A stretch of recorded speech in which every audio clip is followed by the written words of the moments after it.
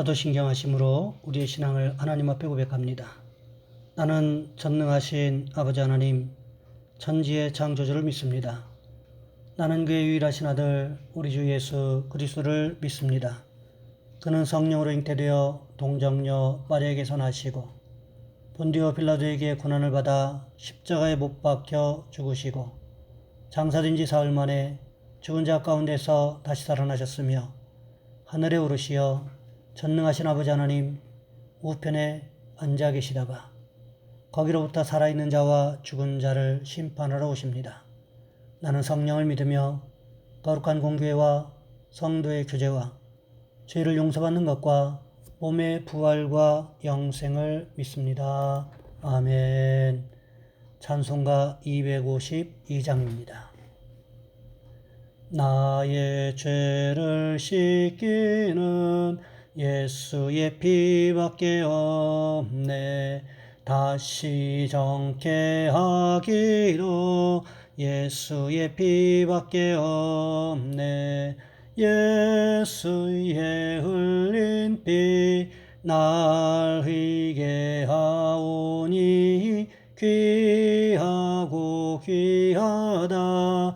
예수의 피밖에 없네.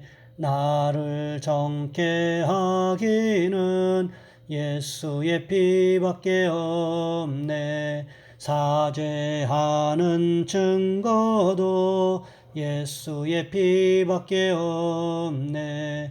예수의 흘린 피 날 희게 하오니 귀하고 귀하다. 예수의 피밖에 없네. 나의 죄 속하기는 예수의 피밖에 없네. 나는 공로 없으니 예수의 피밖에 없네. 예수의 흘린 피 날 희게 하오니 귀하고 귀하다. 예수의 피밖에 없네. 평안함과 소망은 예수의 피밖에 없네. 나의 의는 이것뿐 예수의 피밖에 없네. 예수의 흘린 피 날 희게 하오니 귀하고 귀하다. 예수의 피밖에 없네. 아멘. 오늘 말씀 요한복음 10장에서 보겠습니다. 요한복음 10장 22절로 30절까지 말씀입니다. 제가 가진 성경은 신약성경 163쪽에 있습니다. 제가 봉독해 드립니다. 예루살렘에 수전절이 이르니 때는 겨울이라. 예수께서 성전한 솔로몬 행각에 거니시니 유대인들이 애워싸고 이르되 당신이 언제까지나 우리의 마음을 의욕하게 하려 하나이까. 그리스도이면 밝히 말씀하소서 하니 예수께서 대답하시되 내가 너희에게 말하였으되 믿지 아니하는도다. 내가 내 아버지의 이름으로 행하는 일들이 나를 증거하는 것이거늘 너희가 내 양이 아니므로 믿지 아니하는도다. 내 양은 내 음성을 들으며 나는 그들을 알며 그들은 나를 따르느니라. 내가 그들에게 영생을 주노니 영원히 멸망하지 아니할 것이요 또 그들은 내 손에서 빼앗을 자가 없느니라. 그들을 주신 내 아버지는 만물보다 크심에 아무도 아버지의 손에서 빼앗을 수 없느니라. 나와 아버지는 하나이니라 하신대. 아멘. 오늘 본문의 말씀을 가지고 예수님의 증거라는 제목으로 함께 말씀을 살펴보겠습니다. 1999년 9월 15일 저녁 7시 미국의 웨지우드 교회에서 이런 일이 있었습니다. 교회에서 학생들이 모여 학교와 나라를 위해서 기도하고 있었습니다. 이때 40대쯤 되어 보이는 한 남성이 교회 본당에 들어왔습니다. 사내의 표정에서 무언가 이상함을 감지할 수 있었습니다. 확실히 정상이 아닌 사람이었습니다. 이 남자는 갑자기 기도하는 학생들에게 총을 난사하기 시작했습니다. 순식간에 100여 발 넘게 난사했습니다. 한순간 교회 분당은 피와 신음소리가 가득한 아수라장으로 변해버렸습니다. 이때 몇몇 교사들이 냉정을 잃지 않고 학생들에게 의자 밑으로 피하라고 소리질렀습니다. 총을 들고 있던 광기 어린 이 남자는 또 다른 타깃을 찾고 있었습니다. 이미 6명이 총에 맞아 죽었습니다. 이때 한 학생이 갑자기 의자에서 벌떡 일어났습니다. 담당 목사님이 학생에게 소리칩니다. 제레마이야, 의자 아래로 들어가. 위험해. 빨리. 목사님의 말을 무시한 듯 이 학생은 총을 들고 있는 남성에게 다가갑니다. 이 학생을 발견한 남성은 짜증난 어투로 말합니다. 너는 뭐야? 제레마이아는 총을 든 남성을 쳐다보면서 이렇게 말했습니다. 아저씨, 이러지 마세요. 지금 아저씨에게 필요한 것은 예수 그리스도입니다. 짧은 순간 본당 안에는 정막이 흘렀습니다. 자기 목숨도 보장받을 수 없는 상황에서 19살짜리 학생이 살인마에게 복음을 증거하고 있었습니다. 살인마의 얼굴이 금세 일그러집니다. 곧장 조준하더니 쐈습니다. 발사된 총알은 빗나가서 제레마이아의 발에 맞았습니다. 총에 맞은 제레마이아는 아무런 두려움 없이 총을 쏜 남성에게 다시 한번 말합니다. 아저씨, 원하신다면 다시 한번 저를 쏴보세요. 저는 죽어도 걱정이 없습니다. 왜냐하면 지금 죽으면 제가 어디로 가는지 저는 알고 있거든요. 순간 모든 사람들이 살인마를 자극해서 함께 죽을 것 같다는 생각을 했습니다. 그런데 사람들의 생각과는 정반대로 엉뚱한 일이 벌어졌습니다. 이 남자가 갑자기 총으로 자기 머리를 겨누더니 자살해버렸습니다. 어떻게 이런 일이 가능했을까요? 제레마이아가 훌륭한 학생이기 때문에, 가정이 좋았기 때문에요? 아닙니다. 제레마이아는 홀어머니 밑에서 자랐습니다. 공부도 제대로 못했습니다. 하지만 신앙생활을 열심히 했습니다. 제레마이아의 심령 속에는 예수 그리스도가 살아 움직였습니다. 총기 난사 사건이 발생한 당일 목사님도 전도사님도 신학생도 교사도 아무도 살인마를 직접 대면하지 못했습니다. 누가 대면했습니까? 심령 속에 예수 그리스도가 살아있었던 제레마이아만이 대면할 수 있었습니다. 여러분, 우리도 마찬가지라는 거지요.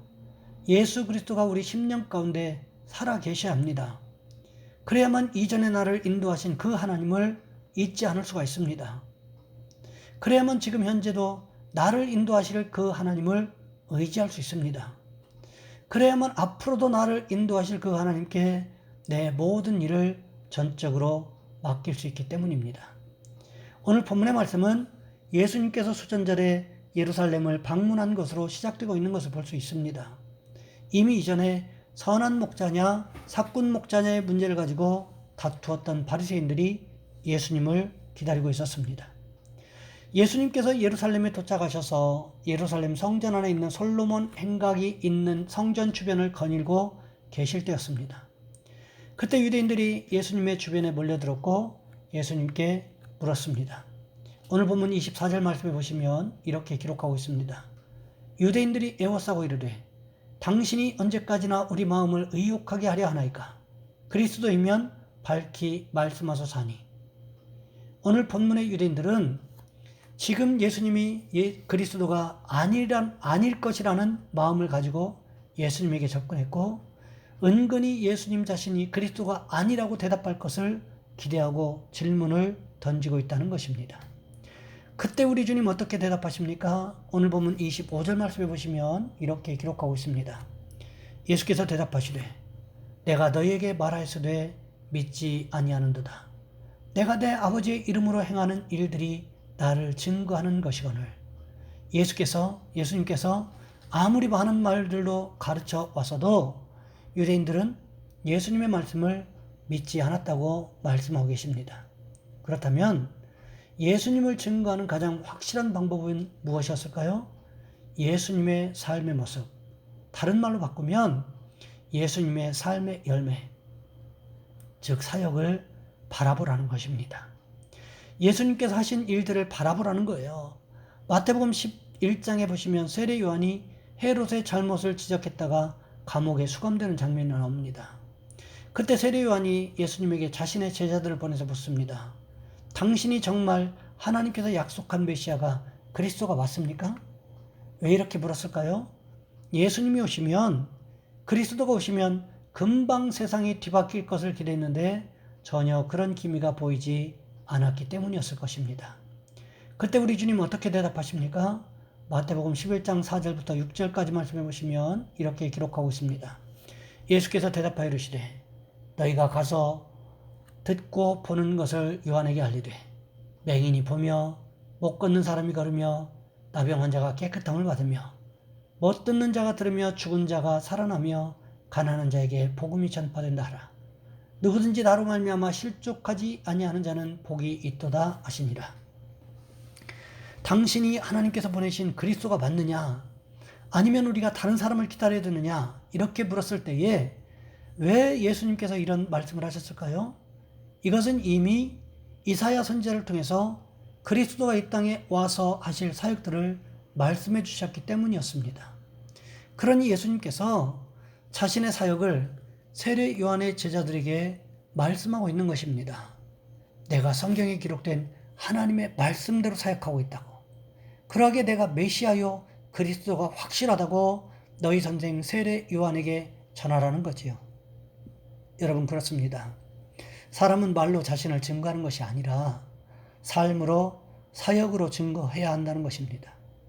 아무리 많은 말로 자신을 그럴싸하게 포장하려고 해도 삶이 뒷받침되지 못하면 그 사람은 다른 사람들에게 인정받을 수가 없다는 거지요.